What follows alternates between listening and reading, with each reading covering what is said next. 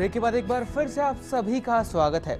दर्शकों, एक बार फिर से मैं आप सभी को बताना चाहूंगा कि बीएमसी, एचआरसी और फर्स्ट इंडिया न्यूज मिलकर एक मुहिम चला रहा है।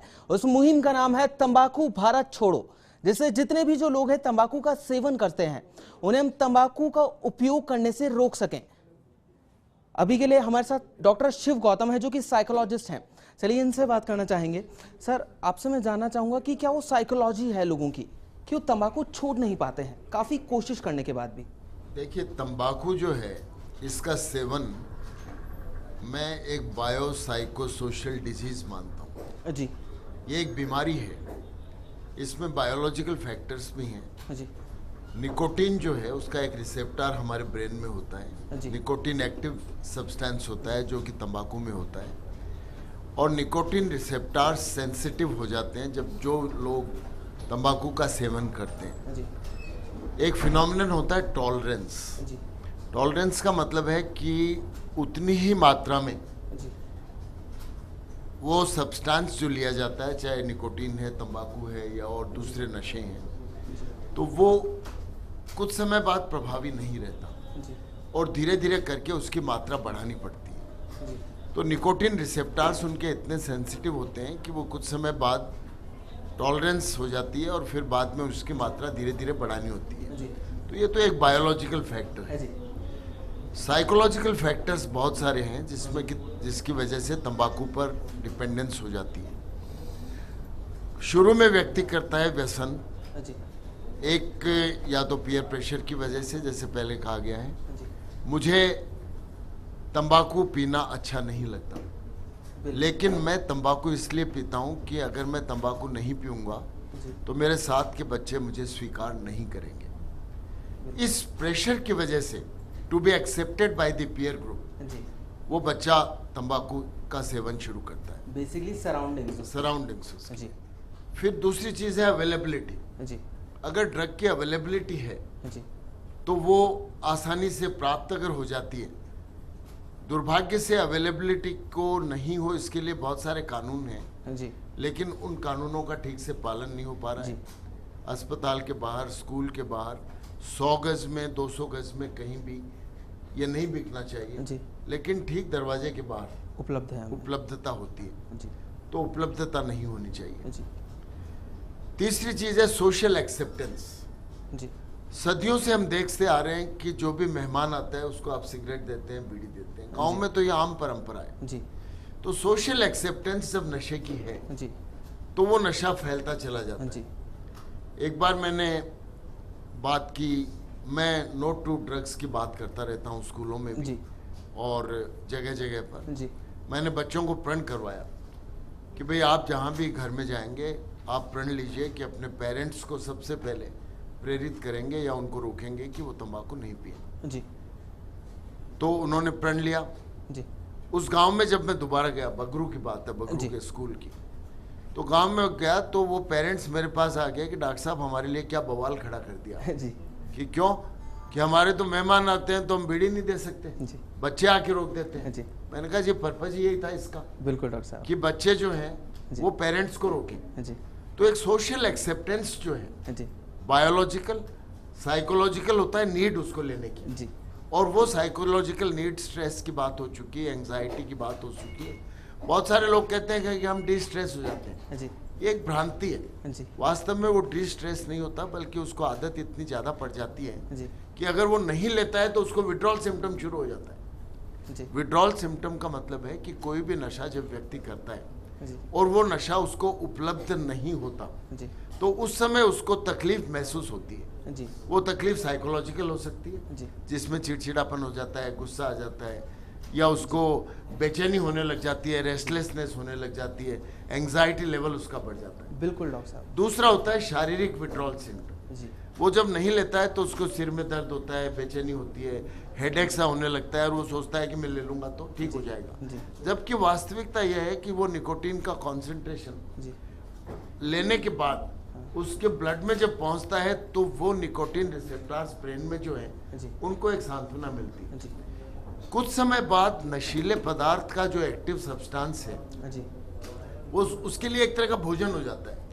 चाहे वो निकोटीन है, चाहे एक्चुअली तंबाकू तो मैं गेटवे टू एडिक्शंस कहता हूँ जी कि tobacco is a gateway to further addictions. जी बड़े गंभीर नशे हैं, उनमें पहुंचने के लिए जो पहला द्वार है वो तंबाकू है जी समझे आप। तो यहीं से अगर आप अडोलेसेंट बच्चों को रोक देंगे, जी लोगों को रोक देंगे, तो बड़े नशे में वो नहीं जाएंगे। जी इसलिए फिर क्या होता है कि जैसे वो विड्रॉ हुआ, जी तो हमारे सामान्य प्रक्रिया है कि भूख लगती है तो हमारे पेट में चूहे दौड़ते हैं। जी उसी तरह से वो सेल्स जी जिनको कि वो नशीला पदार्थ जी चाहिए, वो रिसेप्टर्स को जब वो नशीला पदार्थ नहीं होता है तो बेचैनी होती है। जी उस बेचैनी से हमारी नर्व्स में फर्क पड़ता है, जी हमारी मसल्स में रेस्टलेसनेस हो जाती है और एंजाइटी हो जाती है। तो फिजिकल सिम्टम्स होते हैं, साइकोलॉजिकल सिम्टम्स होते हैं, विड्रॉल सिम्टम्स होते हैं। जी तो शुरू में तो आदमी मजे के लिए लेता है बिल्कुल, लेकिन बाद में इन विड्रॉल सिम्टम्स से बचने के लिए वो ज्यादा से ज्यादा मात्रा बढ़ाता चला जी जाता है। जी और उस स्थिति में जब वो नहीं मिलता तो उसको बेचैनी होती है। जी कुल मिला के इस स्थिति को बायोलॉजिकल, साइकोलॉजिकल और सोशल बीमारी है। जी तीनों फ्रंट पे हमें लड़ाई लड़नी पड़ेगी। जी बायोलॉजिकल, उसका नशा छुड़वा के उसका इलाज करना पड़ेगा। जी साइकोलॉजिकल, उसको तरीका बताना पड़ेगा। जी मोटिवेशन होता है नशा करने के लिए जी और मोटिवेशन होता है नशा छोड़ने के लिए। जी हमें मोटिवेशन एनहांसमेंट करना पड़ेगा। जी बिल्कुल, उन लोगों का मोटिवेशन नशा छोड़ने के लिए हमें बढ़ाना पड़ेगा। बहुत बहुत शुक्रिया सर हमसे बात करने के लिए। हमारे साथ डॉक्टर प्रेरणा भी हैं जो कि साइकोलॉजिस्ट हैं, मैं उनसे बात करना चाहूँगा। मैम, आपको क्या लगता है कितना ज़रूरी है आजकल, क्योंकि महिलाएं भी हैं वो सेवन करने लगी हैं कहीं ना कहीं तंबाकू का, क्या रीज़न है उसके पीछे? एक तो महिलाएं भी उतना ही पढ़ लिख कर आगे आ रही हैं और उनको भी उतना ही एक्सपोजर मिल रहा है जितना कि लड़कों को मिल रहा है। अवेलेबिलिटी उनके लिए भी उतनी ही हो रही है। तो जब वो सोसाइटी में आ रही हैं तो जिस तरह जो चीज़ें लड़कों को आकर्षित कर रही थी वही चीज़ें अब लड़कियों को भी आकर्षित कर रही हैं लेने के लिए, क्योंकि उनका भी पीयर ग्रुप है और उनकी भी वही सोसाइटी है और वो सब चीज़ें उसमें बराबरी तक आने के लिए उन्होंने भी उन चीज़ों को डेवलप करना शुरू कर दिया अपने अंदर। पर ये एक रॉन्ग ट्रेंड है जिसकी तरफ लड़के या लड़की कोई भी हो उनको इस तरफ नहीं जाना चाहिए, क्योंकि अल्टीमेटली इसका नुकसान उनको आगे आके भुगतना पड़ता है। आपसे मैं जानना चाहूँगा कि अभी भी डॉक्टर शिव गौतम ने बताया कि हमें रूट्स पर स्ट्राइक करना होगा, यानी कि जो बच्चे भी छोटे हैं उन्हें कहीं ना कहीं हमें समझाइश करनी होगी, उन्हें समझाना होगा कि तंबाकू कितना ज़्यादा खतरनाक हो सकता है। तो ये कितना हद तक ठीक है? ये बिल्कुल ठीक है, क्योंकि अगर आपको इस चीज़ की नॉलेज दी जाती है कि क्या चीज़ आपके लिए अच्छी है और क्या चीज़ बुरी है तो इसका इफेक्ट बच्चों के ऊपर पड़ता है। और अगर हम बार बार बच्चों को इस तरह का फीडबैक देते रहेंगे और उसके रिजल्ट्स बताएंगे, जिस तरह से आप अभी ये प्रोग्राम कर रहे हैं, ये भी बहुत नॉलेज देता है बच्चों को। अगर इस तरह के प्रोग्राम्स हम देखते हैं तो उससे बच्चों में अवेयरनेस आती है कि इसके क्या रिजल्ट्स हो सकते हैं। तो इस तरह हमें बच्चों को एजुकेट करना बहुत ज़रूरी है। जी, क्या कहना चाहेंगे सर, आप क्या कहना चाहेंगे जितने भी जो लोग अभी आपको देख रहे हैं उन्हें क्या मैसेज देना चाहेंगे जिससे कि वो तंबाकू छोड़ने की तरफ अग्रसर हो सके? देखिए, एक फैक्ट मैं आपको बताना चाहता हूँ कि हर कश जो बीड़ी या सिगरेट का आप लेते हैं उसमें ये प्रूवन है कि 42 तरह के जहर आपके शरीर में जाते हैं। उनमें वो गैस भी शामिल है जो फ्रांस में व्यक्ति को मृत्युदंड देने के लिए गैस चैम्बर्स में भरी जाती है। तो आप अनुमान लगाइए आप क्या पी रहे हैं। आप जहर पी रहे हैं। और हर कश जो आप बाहर निकालते हैं उसमें 46 तरह के जहर बाहर निकलते हैं। तो जो पैसिव स्मोकिंग करती है महिलाएं, जैसे आप एक हस्बैंड पी रहा है और वो बाहर निकल रहा है, वो धुआं उसका पड़ोस में बैठा हुआ व्यक्ति पी रहा है, उसकी पत्नी पी रही है। फास्ट इंडिया की मुहिम तंबाकू भारत छोड़ो को राजस्थान के पुलिस प्रशासन ने एक सराहनीय पहल बताया है जो एक बड़ा बदलाव लाने में मददगार होगी। चलिए सुनते हैं उनकी बात। बहुत ही अच्छा इनिशिएटिव है फर्स्ट इंडिया न्यूज़ का। सभी दर्शकों को मैं ये आह्वान करना चाहूँगा दर्शकों से कि सभी लोग इस मुहिम से जुड़ें और सभी पब्लिक से, जो भी व्यूअर्स हैं फर्स्ट इंडिया न्यूज़ के, वो तो इसको टोबैको फ्री बनाने में प्रयास करें। साथ ही अपने जितने भी साथी हैं उनके या जितने भी दोस्त हैं मित्र हैं उनसे भी इस के ऊपर प्रण दिलाएं कि टोबैको को कम से कम इस्तेमाल किया जाए। मैं फर्स्ट इंडिया न्यूज़ के द्वारा जो तंबाकू मुक्त भारत करने की जो मुहिम छेड़ रखी है वो एक बड़ा सराहनीय कदम है और मैं सभी युवाओं से अपील करूंगा कि तंबाकू स्वास्थ्य के लिए बहुत हानिकारक है और इसको त्यागने में ही फ़ायदा है, क्योंकि हेल्थ इज अबव वेल्थ। मैं इनसे चाहूँगा कि ये जो सराहनीय कदम है उसके साथ सारी युवा पीढ़ी और जितने भी लोग हैं उससे जुड़ें और इसे एक मुहिम, एक मिशन के रूप में लें। ये चैनल भी यदि हमारे इसमें अभियान में जुड़ रहा है, बहुत अच्छी बात है। राजस्थान सरकार और भारत सरकार भी चाहती है कि लोग तंबाकू का उपयोग नहीं करें। तंबाकू से कई तरह की बीमारियां होती है जो जानलेवा होती है। मैं चैनल को बधाई देता हूँ कि निश्चित रूप से ये जो अभियान चैनल ने भी शुरू किया है इसमें सफलता मिली। ये जो मुहिम आपके द्वारा चली जा रही है, मैं इसका तहे दिल से समर्थन करता हूँ, क्योंकि मेरी जानकारी में बाकी जितनी भी चीज़ें हैं, अन्य प्रकार की जो भी पदार्थ हैं या नशे हैं, उनका फिर भी किसी स्तर पे कोई भी मेडिसिनल फ़ायदा हो सकता है। तंबाकू एकमात्र ऐसा नशा है जिसका किसी भी स्तर पे कोई भी फ़ायदा नहीं है।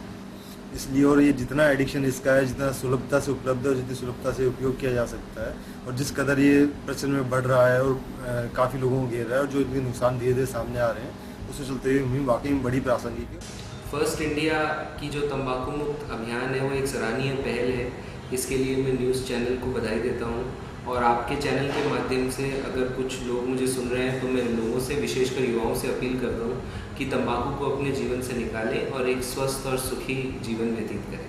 कामना करता हूँ कि आपका ये आंदोलन, आपकी मुहिम रंग लाए, कामयाब हो और जो ऐसे में लाखों लोग तंबाकू के सेवन से जो काल कलवित हो रहे हैं, वो एक बहुत बड़ी हम मानव सेवा कर पाएंगे और एक जन जागृति, आने वाली पीढ़ी तंबाकू फ्री हो, तंबाकू कोई जानलेवा बीमारियां नहीं पैदा करे, इस तरह की एक जागृति हम आम जन में पैदा कर सकें।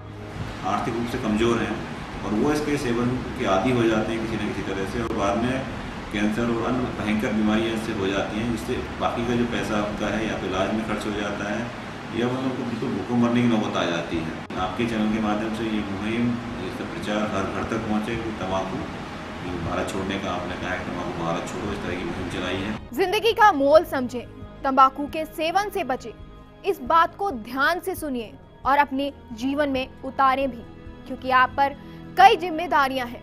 हमारी विशेष प्रस्तुति में फिलहाल वक्त हो गया है एक छोटे से ब्रेक का। आप कहीं मत जाइएगा।